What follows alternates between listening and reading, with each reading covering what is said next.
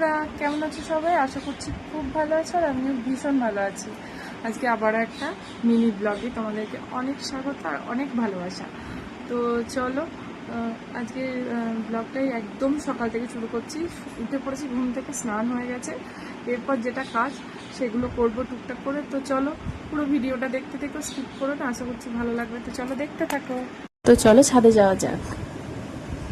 আর এই যে দেখো, ছাদের ওয়েদারটা তো দারুণ লাগছে, চারিদিকে জল থই থই করছে মনে হচ্ছে।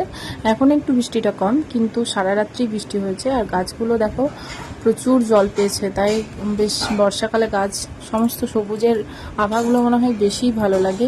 আর এই ফুলগুলো এখনও ফোটেনি, আর আমার অপরাজিতা ফুল মনে হচ্ছে আজকে অনেকগুলো ফুটেছে। তো তাই মনটা খুব খুশি হয়ে গেল অপরাজিতা ফুল ফোটাই।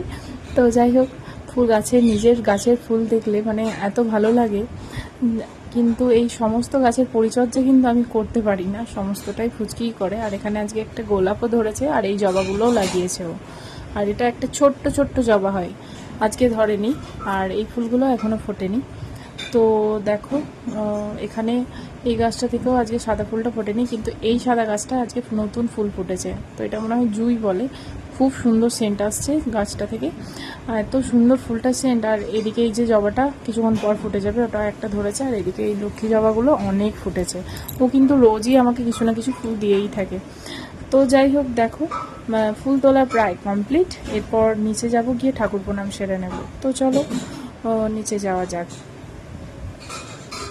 এই যে ঠাকুর ঘরে চলে এসেছি, তো চলো ঠাকুর প্রণামটা সেরে ফেলি।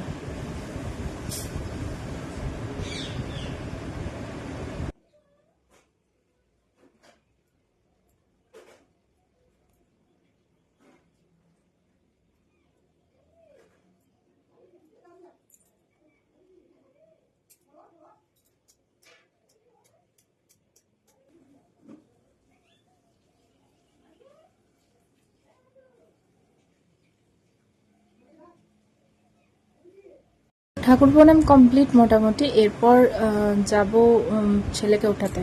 আর ছেলের দেখো অবস্থা। উঠে পড়ো সোনা, গুড মর্নিং। উঠে পড়ো, দেখি দেখি দেখি, এই তো তাকিয়েছে মনে হচ্ছে। অনেক কষ্টে যে আমার সোনা উঠে পড়েছে। তো চলো ভিডিওটা এখানেই শেষ করছি। ভালো লাগবে একটু লাইক কমেন্ট শেয়ার করে দিয়ে, অবশ্যই সাবস্ক্রাইব করতে ভুলো না। টাটা।